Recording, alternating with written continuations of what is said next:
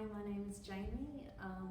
I had alopecia areata when I was 9. I had a second bout of alopecia areata when I was 22. In both cases, the hair grew back within 6 months.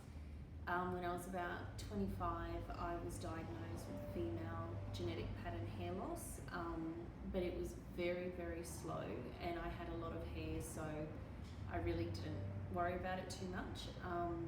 Getting closer to my late 30s, especially in the last 18 months, I began to see significant hair loss. I went overseas for hair injections, similar to a PRP, but a little bit more. I tried lots of different tonics. I've tried minoxidil in the past, but had reaction to it. And then eventually I came across the Australian Hair and Scalp Clinic. I probably waited 7 months before I came to Melbourne and had a treatment, which I now regret. It's only been 6 weeks since I've had 2 treatments in 6 weeks, and all my friends and colleagues have noticed a difference, and I've noticed a difference in my happiness, so very happy.